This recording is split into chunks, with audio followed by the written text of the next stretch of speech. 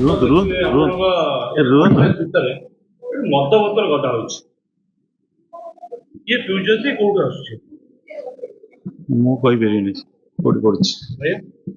ଦେଖି ଆସୁଛନ୍ତି ମୁଁ କହିପାରିବିନି କିଏ ବୁଝ କଣ କରୁଥିବ ଆପଣ ମୁଁ କେମିତି କିନ୍ତୁ ଆପଣ କଂଗ୍ରେସ ମଦ ଆସୁଛି। ଆପଣ ଏଇ କଂଗ୍ରେସ ଆପଣ ବସୁଛନ୍ତି ଅଫିସର ହିସାବରେ ବସୁଛନ୍ତି। ନାଇଁ ଆ ଭିତରେ କିଛି ନାହିଁ ତ।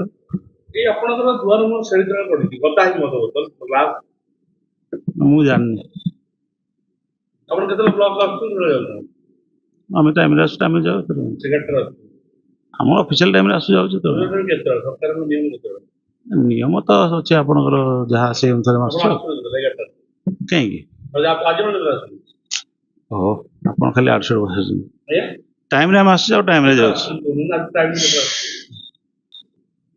ଆଜି କେତେବେଳେ ଆସିଥିଲେ ଆପଣ? ଆମେ ଟାଇମରେ ଆସୁ ଟାଇମରେ ଯାଉଛୁ। 11:30 ଆସୁଛନ୍ତି। ନାଇଁ ଝିଅଟା ଫଟୋ ମିଳେ ସାର୍। ମଦ ତ କୋଉଠି ଆସୁଛି? କିଏ ଆଣୁଛି? ଆପଣ ଡିପାର୍ଟମେଣ୍ଟ କୋଉଠି? ମୁଁ କେମିତି କହିବି ଆଜ୍ଞା କିଏ କୋଉଠି ମଦ ପିଇଲା କଣ କଲା ମୁଁ କେମିତି କହିପାରିବି? ସରକାରୀ ଅଫିସରେ ମଦ ବୋତଲ ବିଷୟରେ କଣ କହିବେ? ଆପଣ ମୁଁ ଜାଣିନି ଆଜ୍ଞା। ମୁଁ ଜାଣିନି ଆଜ୍ଞା ନା ଏଷ୍ଟାବ୍ଲିଶରେ ମହାଦେବ। ଆପଣ ଏଇ କମ୍ପ୍ଲେକ୍ସରେ ଅଛନ୍ତି? ଆପଣଙ୍କ କମ୍ପ୍ଲେକ୍ସରେ ମଦ ବୋତଲ ଗଡୁଛି। ବିୟର ବୋତଲ, ରମ୍ ବୋତଲ, ବ୍ରୋକଟ୍, ନୂଆ ନୂଆ ଭେରାଇଟିର ମଦ ବୋତଲ ଗଡୁଛି, ଗ୍ଲାସ ଗଡୁଛି। କିଏ ପିଉଛି? ଆମେ କହିପାରିବିନି। ମୁଁ କହିପାରିବିନି।